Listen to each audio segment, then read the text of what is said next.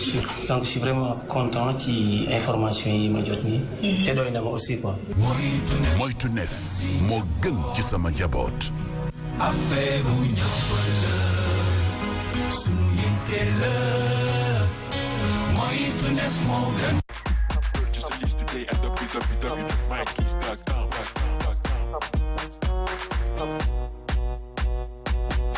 Aïcha bokk ñu di jaajëfal suñu partenaires yi di ñaan nag ñuy gën di yokk di gën di ñëw di gën di gis seen bopp ci suba teel ci noonu nag li ñuy daje rek ak ki nga xamante nag mooy Pape Assane Seck ci suñu rubrique actualité.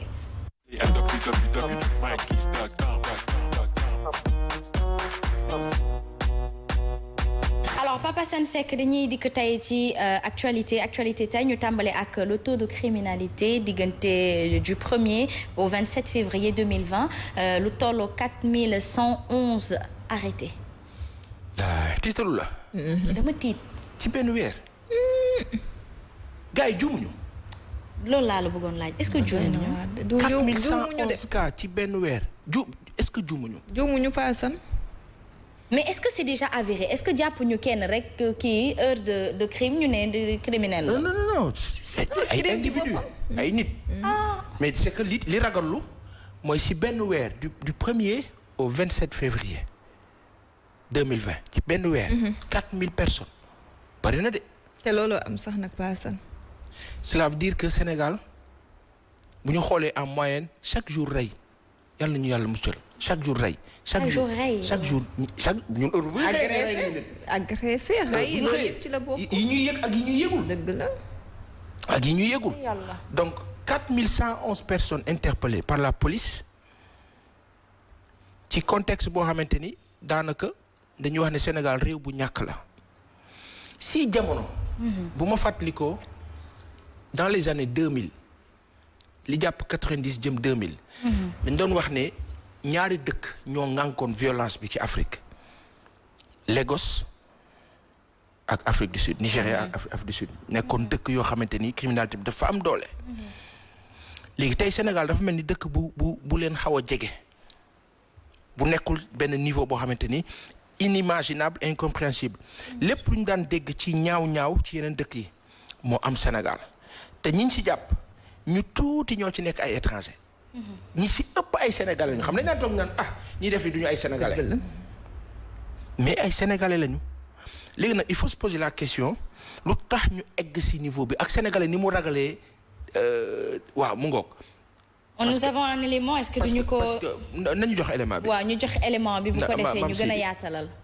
ñeenti téeméer ak jur délinquance bi mu mel ni mi ngi wàññeeku ci bu ñu sukkandikoo ci ab communiqué de presse bi nga xam ne mi ngi jublu ci wàllu statistique ci wàllu délinquance ak criminalité ci weeru février ci atum 2020 ndax nag ci diggante janvier ak février ñu ngi nemmeeku ne wàññeeku na ci lu tollu téeméer boo jël ñeent fukk ak ñett yu toftool juróom-ñeent fukk ak benn ñi nga xam ne daal dina leen di teg loxo ñoom nag jàll nañu ci lu ëpp juróom-ñaari junni dem ci weeru février bi ba ci ñeenti junneex ak téeméer ak fukk ak benn juróom benn cas ci ay meurtre la ñu daal di enregistré lu wuteex weeru janvier bi nga xam ne toll nañu ci fukk ak benn sûreté urbaine bu commissariat central bu Ndakaaru daal di nag fexe ba teg loxo ñaari bande yoo xamante ne yu mag lañu benn ba ñoo xam ne ñu dëkkul ci réew mi leen bande ba nag doon ñu dëkk ci réew mi yemul foofu rek ndax ñu jëm ci ay produits yu baaxul itamit teg nañ ci ay loxo lu toll ci téeméer ak juróom-ñaar fukk ak juróomi tonne ci wàllu lakk-lakk yi fukk ak ñeent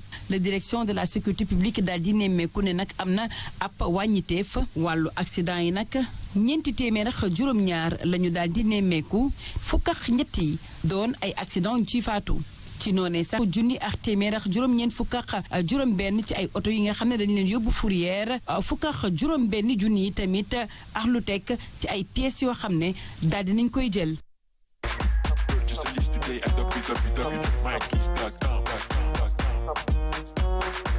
Fatou Laye Mbaye ñu di la jaajëfal ci bile élément ñu bàyyi rek nga poursuivre Pape Assane Seck. dégg nga li mu wax Fatou Laye nu ngi nuyu nee na 11 meurtres. wala 12 wala 13 ci janvier 11 defe naa 6 ci février ci 4000 et quelques personnes ñu jàpp wax na ci accident yeeg yëpp on félicite la direction de la sécurité publique. Le ministère de l'Intérieur en passant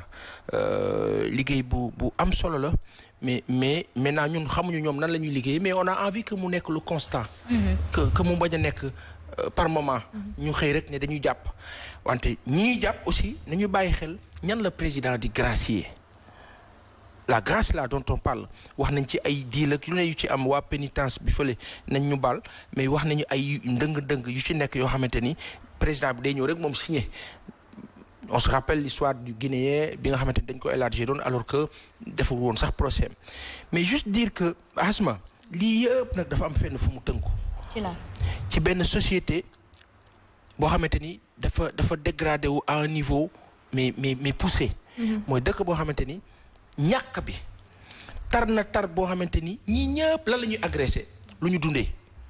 ñii agressé nii maanaam dañuy agressé pour am dara jël sa téléphone bu seer dem jaayekul naka sudul noonu pour dund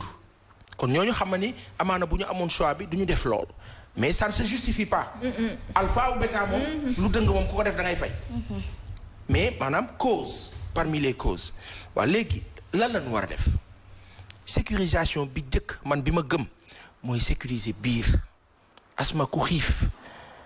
du ànd ak sagoom du ànd ak xel. mais quelle résolution à chaque fois dafay ñëw ci sa thèse mais quelle résolution proposerais-tu ou lan ngay joxoñ président ci wàllu boobu. président Macky Sall suma papa bu baax boobu maa ngi kaa nuyu président maa ngi laa nuyu ba baax a baax ak yëg ak wekk ak fonk ak di la ñaanal yàlla defal la jàmm saxal la ci roof la ay baax yu yokk sa ndam ci histoire ndax Sénégal sa ndam ci histoire mooy sénégalais yi bien. effectivement foofu lañ lay woo donc juste dire que Asma solution amuñu prétention solution waaye am nañu xalaatu solution. idée de solution mooy sunu président la tax nit ñi teg ko fi mooy fexe ba sunu dund. bu mettee it mu am lenn lu si xaw a teggee ko Asma yow boo xëyee suba lan ngay def da ngay xool ne démb amoon naa jafe-jafe bi nga fexe noo ko lijjantee tey les Sénégalais en masse nous sommes 12 13 14 15 millions la ñuy wax ba 16 millions d'habitants soit wante ñi ëpp si ñun dañoo ndóol Abdoulaye Wade sunu papa maam bi mu fi nekkee on était à 45 46 44 45 46 ci taux de pauvreté seuil de pauvreté maanaam ñoo xamante ni ñu ngi ci suufu seuil de pauvreté tey jii nii bu ñu génnoon si mbedd mi ñu laaj ndax loolu dafa yokk wala dafa wàññi on sait proportionnellement que dafa yokk ndóol bi dafa gën a garaaw te tey la Sénégal gën a leb xaalis tey la Sénégal gën a am xaalis Asma tey la Sénégal gën a am opportunité ak potentiel boo xamante ni mën na ko jural jëriñ bu ne lan moo des kon xarañ ci liggéey waaye xarañ ci liggéey dafa am lu ko jiitu xam-xam mooy tax a liggéey xam-xam mooy xam Asma xam na ni que tey sama conducteur lii la nii ak nii donc je donne la parole à Binta pas Assane Asma xam na loolu su ko xamul lu def liggéey bi mais Asma pour mu xam ko dafay ubbeeku di jël si Binta jël si yow jël si ñëpp dajale daal di toog nag bu toogee day ëppale ñëpp parce que ku ne jël na si yow mais bu Asma bañ a jël si ku ne luy xew day tëju après su tëjoo plateau bi du neex mën nañ def émission bi nag ku ne ñëw Asma bonjour kii oui kii kat day mécanique wante pour mu neex nit yi moom parce que dafa ubbeeku dafay partager loolu onde yooyu la jox ñi ci internet bi ñooñu sentir ko ni ngay émission yi ñi ci internet noonu la ñuy émission yi ak téléspectateur bi dañ koy dund nga mooy tax nga pare ñu woo la Asma félicitation sa émission bi neex na foofu la ñuy woo suñu président que tey dafa war a ubbeeku le président de la République du Sénégal war na mën a fexe opposants yi du ñu ay noon Asma yow da ngay nekk candidat Binta nekk candidat mais war ngeen mën a waxtaan. parce que da ngeen bokk dëkk bi oui nana. Assane pour yow opposant am na Sénégal sincèrement parler balaa may ñëw ci li ma noté nii yow pour yow opposant am na man je trouve que opposant amu fi parce que doo leen dégg ci yenn situation yi. yenn situation actuellement ni ñaata situation moo nekk Sénégal di am nii est-ce que dégg nga ci benn boo xam ne ñoom jël nañu wax ci seen kàddu dox ci wax ci wala seeti sax approché ñi nga xam ne ñoom ñooy dund situation boobu noonu parce que ñaata phénomène tey insécurité boobu ba tey ñu ngi ciy waxtaan ñi ngi rey ñi ngi faat ana opposant yi fi nekkoon période élection yi di wax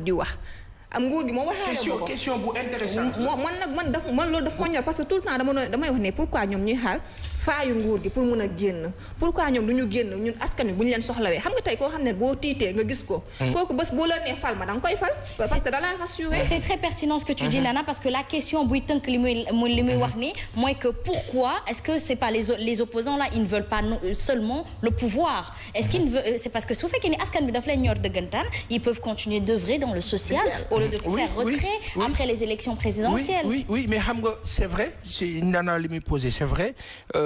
mais ci contexte sociopolitique on va dire opposants yi aussi ay nit lañu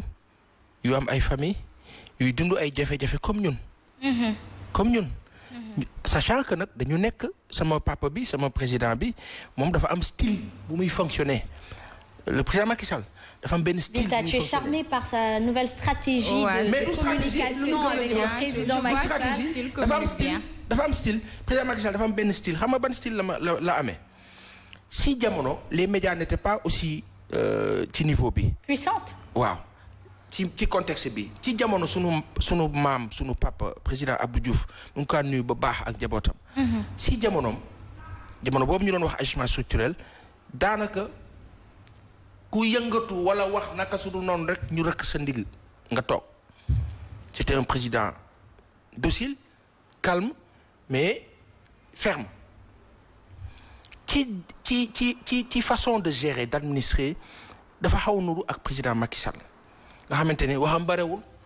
mais li mu bëgg a def da koy def maanaam tey buñ ne non d'accord uñu mais moom li mu bëgg a def da koy def foofu nag lañ koy wax ne que yaatal dafa am solo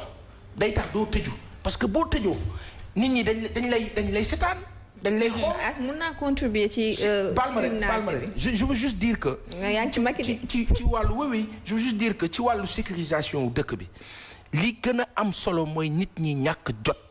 ñi nga xamante ni dañuy am jotu loolu ñuy def ci musiba maaba kumba bu ñu leen occuper du ñu am jot bi mais pour nga occuper leen foog nga fexe développer secteur privé national. maanaam chômage ñu jëlee ko fi wàññeeku secteur privé bi nu muy développé woo mooy tey benn Bougane Gueye créé na joni nga appuyer ko. waaye Bougane créé joni nga xeex ko à son détriment en faveur de étranger bi moom calculé wu sénégalais yi liggéeyul de boppam lay liggéeyal donc loolu benn la ci ay solution yoo xamante ni mën nañ ko xoolaat pour que nit ñi am Asma dogguma ko contribution bu ma si bëggoon indi rek mooy ñi nekk Liberté 6 xam naa domaine nu Nana la dinañu ko gën a yaatalal ñoom bi ñu leen jëlee reportage dañ ne ñun tey fan lañ jëm li mooy indi insécurité donc occupation anarchique duñ ko dédouaner dañ koy ñaawlu mais à chaque fois booy jëlee nit ki ci bërëbu liggéeyukaayam fexeel ba nga xamante ne dangay am fenn foo ko teg bu dul loolu bu amul lu mu def rek mën na verser vers banditisme wala. mais regarde les mécaniciens yi ñu jàpp fii Mermoz ñu ancienne piste bi dañ leen fa dégager après defaraat nañu ancienne piste bi on a vu le ministre Abdou Karim Fofana ak équipe am ñëw taxaw fa j'ai regardé ma ne c'est bien defar nañ rafet na mais lii détail la pour un ministère. benn bayal bu ñu tracé def samp fa ay garab ñëw taxaw on a vu une grande émission en grande pompe. mais Nana ñëwoon na ci lu mel noonu fan yële ci ginnaaw ne aussi nit ñi dañ leen di utal fu ñuy nekk waaye ñoom duñ fa toog. parce que tàmm fi ñu nekkoon aussi donc c'est mais mécaniciens yooyu tey wax nañ ñu démb xaw mbarki démb dañ leen a arrêté parce que dañu ñëwaat foofu encore. justement mais non kii Binta wutal lañ leen fenn d'accord mais fa nga leen di wutal fan la. boo fekkee da nga leen jël sànni leen am na sax jamono ñu leen di wax da ngeen dem jam ñaajo yow lan moo am jam ñaajo ak ku fay dem di jëndi ak ku fay dem di defar yooyu nguur bi maanaam foog nguur bi lu problème bu mag la ñu am ci ay choix te loolu casting ba ca kaw la président bi direction bi muy teg business bi foofu bu faussé rek day metti si ñun te mooy jur insécurité. en tout cas criminalité bi selon vous ci tënk tey jii nii président de la république ni mu defee ak dialogue national bi dafa war a gën a ubbeeku que ce soit opposant wala ñàkk opposant nit ñi di ko xelal ñi jege askan gi di waxtaan ak moom bu ko defee mu gën a comprendre askan wi parce que de son rang il est compréhensif que moom mu bañ a mën a jokkoo ak. population directement sauf que dialogue national bi opposant yi ñu ngi xalaat génn ci. waaw ñu c'est justement c'est ce que je dis c'est-à-dire c'est une démission totale de tout le monde parce que xam nga tey bu ñuy dialogue bu Asma bu ma woo fii ne ma kaay ñu waxtaan waaw bëgg naa daal vraiment problème yi ñu am yëpp ñu toog ñu waxtaan ma départ rek Asma ne ma non boobu duñ ko tudd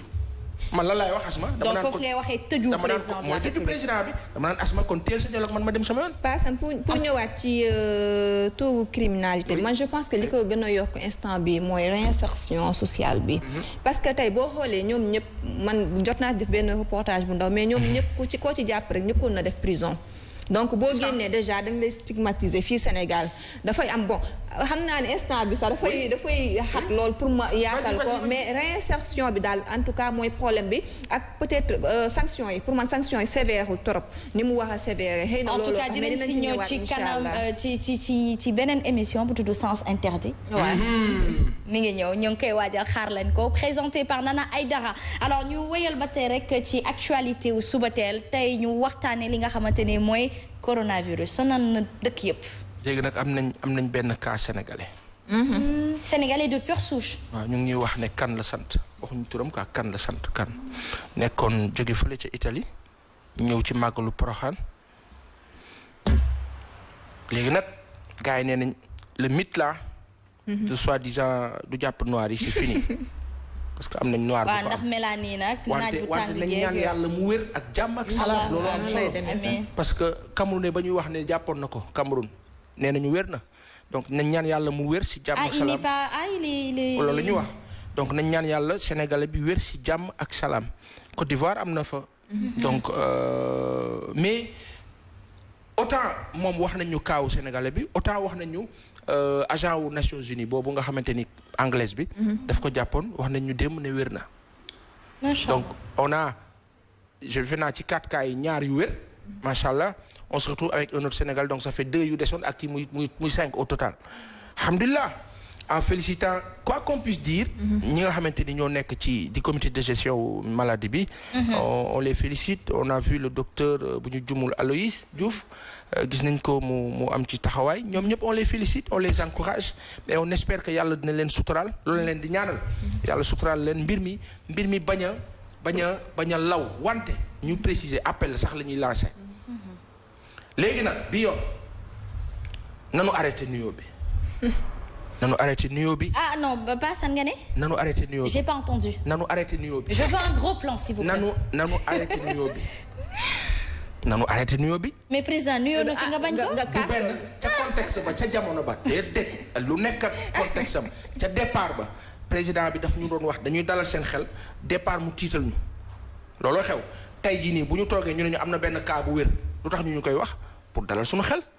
am na beneen cas bu wér pour dalal suñu xel waaye am na cas bu feeñ foofu nag li tax ma leen ci félicité mooy le sens de l'information maanaam di ñu wax lii xew. étape par étape léegi nag ku mu neex nga gëm ku mu neex nga bañ a gëm mais au moins l'effort de nous informer. beneen fànn bi on a vu le plan de com sur les médias pub yi mu ngi jàll fu ne annonce yi di wax nit ñi nu ñu war a def ak yooyu mais dañ leen woo toujours le ministère Diouf Sarr sunu kilifa boobu ñu ngi ko féliciter aussi même si on a eu un petit souci sur le plan de la com au début mais des pas sont en train d'être faits on félicite encore on encourage maintenant au-delà nag sénégalais entre nous nañu bàyyi parce que xam nga lu tax. bu ñu nee bi ñu nee ci benn contexte du jàpp noir du kii ñun ñëpp dañoo xaw a relâché wu seetlu leen ko on a def benn jour yoo xam ne dañu waaye gars yi dañuy kii rek c'est dangereux comme am na benn cas fële sa Touba famille yam mettre nañ leen en quarantaine plus de prudence plus de mesures de sécurité te c'est au quotidien du deñ donc nañu respecter mesures de kii précaution yi pour bañ a fi ngay yeddee nit ñi macha allah di wax prudence nañu bañ a nuyonte ku ci nekk na nga gën a set am na ci à côté koo xam ne moom dafa commenté ci Facebook bi mu ne na famille ki nga xam ne dafa indi corona bi fii génn craché partout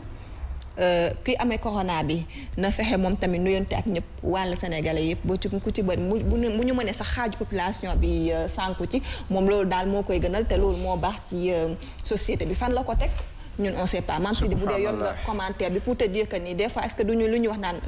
africain muy ennemi africain. est-ce que jar na wane loolu. jar na wane parce que c'est incriminé alerte la benn waay la man balaa maa mu ngi nii. nee na bonne nouvelle il faut que le corona se répand en Afrique pour réduire la surpopulation moom lii la wax moom jot naa ko woo ko pour wax ko ne ko sa commentaire bi dindi ko s'il te plaît parce que lii du loo xam ne dañ ko rafetlu fii nii moom mu ne du ko dindi. am na beneen encore bu gën a garaaw maam si di mooy bi muy wax mi ngi nii nee na ils n'ont qu'à s'enfuir, cracher partout, contaminer tout le monde au Sénégal et en Afrique. gis nga mi ngi nii daal maanaam. moom mooy kan moom xaw ma nag exactement. moom jot naa ko. téléphone. non de messenger woo naa ko yónnee naa ko vocal ne ko li nga wax nii fan nga ko teg moom mu ne moom dafa remarqué ni nit ñi amaluñu njëriñ nit ñi fii ci àddina bi aussi nit ñi amaluñu fi njëriñ environnement bi parce que ñu ñooy tax pollution bi ñu ñoo tax li donc bu ñu wàññee ko corona bi dafay tax environnement bi gën a dund. donc pour vous dire rek nañu def très attention parce que peut-être genre nit ñi ñooy xam ne bés bu ñu ko amee wala yàlla tere seeni mbokk am ko ñoom ñooy jël propager ko à côté booy wax nit ki ne ko sangul ba set raxasul ba set moytul nuyoo am na koo xam ne ni comme li ngeen ko gisee ci vidéo tubaab yi du tubaab yi kese ñoo am ay esprit tordu ñun am na africains yoo xam ne ils ont dañoo am ay esprit tordu aussi tey yàlla tere kii bu ko amoon dalay leen day dugg ci bus yi tufli wuraatale ba keneen ak keneen donc il faut ngeen def attention jël seen matukaay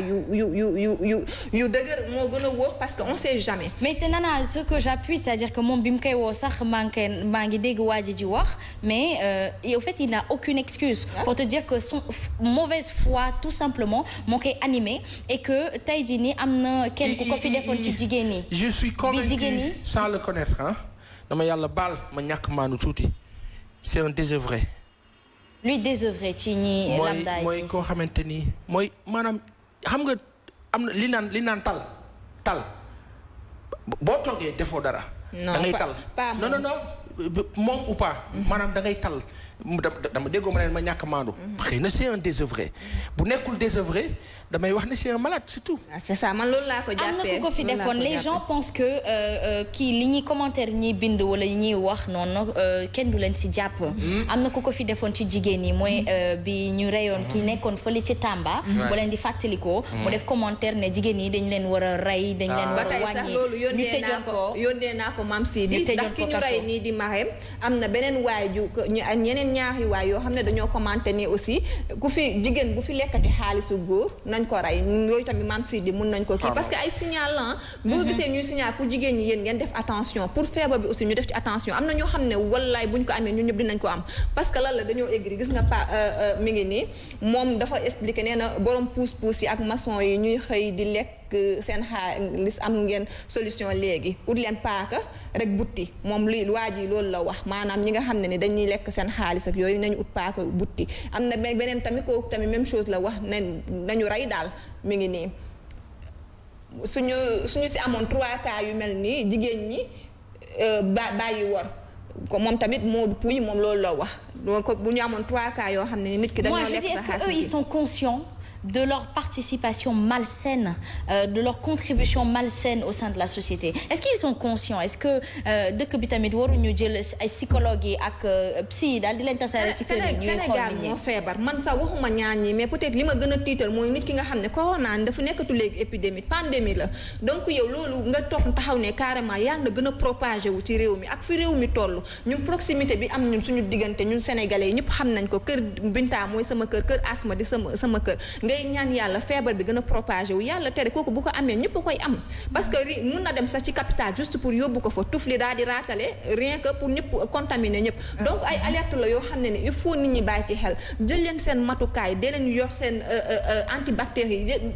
jël leen daal seen man Nana li nga indi dafa sensible keroog maa ngi déglu grande gueule émission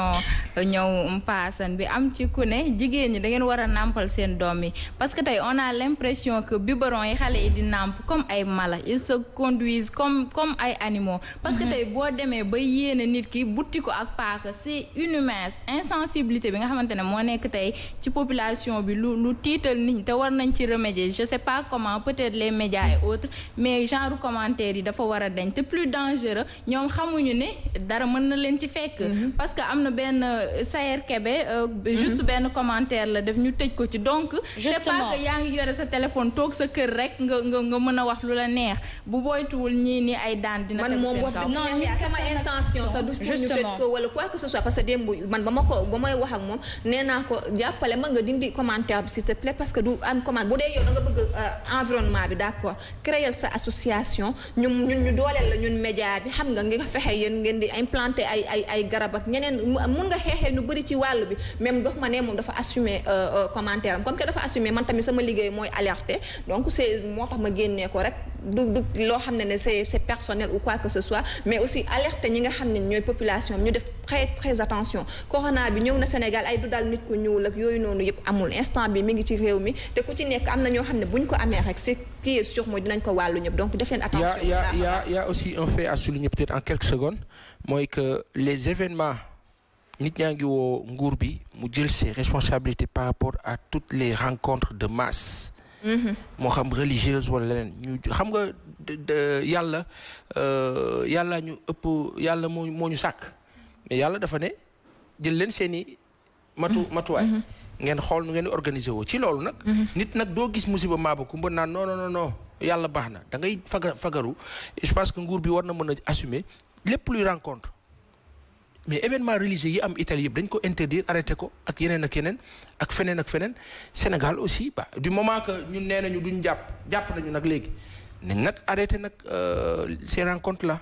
En tout cas ñu di alerter li nga xamante ni moom lañ jëlee ci réseaux sociaux yi le ministre de l'intérieur monsieur Aly Ngouille Ndiaye bu ko defee rek moo gën a bàyyi xel ci li nga xamante ni mooy li ndaw yi di bind ndaxte pour man loolu dama koy tuddee yeefit na defoon na ko fii ci ki nga xamante ni toog na di wax féminicide bi mooy jigéen ñi bëri nañ ci dëkk bi jigéen ñi bëri nañ ci dëkk bi nañ leen wàññi ndax ñu rey leen kooku yoon def nag moom li war kon na yoon yi continuer di def li ko war jël nañ ko dénk ko yoon mi ko moom mu def li ko war alors ma daa ji jàll rek ci li nga xamante ni mooy le conseil des ministres très brièvement Pape Assane Seck ñu xool ni li xew diggante Sénégal ak Gambie. waaw Sénégal Gambie dafa am benn conseil présidentiel qui va regrouper les ministres sénégalais et gambiens. président Macky Sall ak président Adama Barrow di ko teewee fii ci Sénégal ñu war a waxtaan ci point yu bëri li lié ñaari dëkk yi je pense que ginnaaw félicitations yi ci pont transgambien bi am fële ci diggante ñaari dëkk yi ak électrification bi nga xamante ni def nañ ko ci ay villages environnants c'est très bien ce sont de grands pas après gis nañ aussi relation bi Sénégal Gambie diggante bu ratax boo xamante ni si jamono Yaya Jammeh amoon na ay moments yoo xamante ni c'était un peu difficile bon quand monsieur Barrow est venu situation bi xaw na amélioré wu maintenant on a vu récemment jafe-jafe transporteurs yi sénégalais ak gambien ba ku ci nekk bloqué woon sa morom loolu benn fait la beneen bémol bi mooy l'affaire du bois d'ébène bi nga xamante ni wax nañu ko dafa bëri luy jóge foofu Sénégal Casamance di dem Gambie ñu koy exporter en Chine loolu problème la mais je pense ci tënk ndaje mi dina waxtaane loolu yépp pour mën a résoudre le souci mais li ci gën a am solo gën ci important mooy ñaari réew bu ñu boolee seen force mën na nekk lu intéressant pour population yi léegi nag comment wala qu'est-ce qu'il faut faire c'est dans le comment qu'on va trouver la solution Sénégal ak Gambie benn réew la boo xamante ni même sant yi mu am fii moo am foofu même ay bokk lañu li ci am solo mooy rafetal mais rafetal aussi ci xel quoi li mën a nekk ak li warut mën a nekk pour que ñu mën a avancer pont boobu. La Banque africaine de développement moo ko financé moo ko impulsé woon ci jamono au temps de Wade après président Macky Sall ak Barrow ñëw finaliser ko concrétiser ko ben on se dit que tey war na mën a apporter ñaari réew yi lu ne mais pourvu que mu am sincérité dans nos rapports du rek que nguur yi wax nañu nii mais sincérité bi nag mën naa ne am na population yi bëggante nañu waa Gambie dañu bëgg Sénégal waa Sénégal dañu bëgg Gambie li ci des nag mooy nguur yi aussi dans leur décision seeni prise de décision loolu nekk lu bien par rapport ak population wu Gambie ak population wu Sénégal bu dul loolu rek dafay jaxase ñaari dëkk yi quoi. am na solo te nag li ñu séparé daanaka bëriwul. c'est ça. kon nañu moytu bu baax a baax mbiru Casamance bi bois boobu moom ñu lijjanti ko nu mu gën a gaawee. problème bu mag a mag la bu fekkee waa Gambie dañuy dugg Casamance di ko jël di yóbbu ñu waxtaane ko ñu xool nu mu mën a rafetee ñoom itam mën nañ ko utiliser mais ñu xool na lañ koy utiliser ñi nekk Sénégal itam di nekk ak ñoom di liggéey ak ñoom nekk ay complice fii Sénégal itam ñu xam ne que Sénégal dafa am soxla ci bois boobu ñu xool nu ñu koy agencé waaye comme on dit lépp ñaari nguur yi ñoo koy waxtaane teg ko daal di koy drive. ñu di la jaajëfal bu baax a baax ce fut encore très croustillant. Croustillant Binta. waaw amati na solo parce que Asma actualité moom dafa nekk à chaque fois loo xamante ne bu ñëwee rek nit ñi dañ ciy jàng lu bari parce que képp koo xamante ne tey jii xëy nga rek danga war a xool lan moo xew sa réew lan moo xew ci yeneen réew yi pour pouvoir te situer mais mel ni Binta Bax rek boo xëyee xamoo lu xew ci àddina bi nga dem donc information yi mu fi indi comme nana ci coronavirus bi dina permettre tey le Sénégalais lambda mu mën a jël ay matuwaayam ngir rek feebar bi bañ ko lor wala sax du egsi si moom. Macha Allah ma di leen jaajëfal ce fut avec un énorme plaisir que j'ai partagé le plateau avec vous aujourd'hui. Pas ça. waaw doo ma reetaan jeex na. man de Ahmed dañ koy noppal tey dafa am ci loo xamante ni daal ma ngi ca daal. benn urgence quoi. tës ba wàcc na ba zéro. moom la topp ba mu sës moom la enquête topp yi noonu dafa garaaw nag. dafa garaaw dafa si. macha Allah. des médias. ñun dañoo xarañ dama ne ku ne xam nga que la man danga koo sañ ta wax nana. kon jeex na yu paase ni. yéen fan yi damay pare émission bëggoo leen mu jeex. lan la non parce que dafa jeex. réellement tey xam nga tey waxoo loolu moo tax ma la koy fàttali rek te man yooyu mooy dundal ay bisimilah ak ndax dafa jeex yow dama koy bëgg daal. waroon jeex ma continuer. warul jeex est-ce que Mantoulaye du ma piétiner si heure mu mere ma. waaye warul jeexul waay. nañ ko dugal waxtaane ko. waaw ok ñu dem waxtaane ko waaw. ñu dem.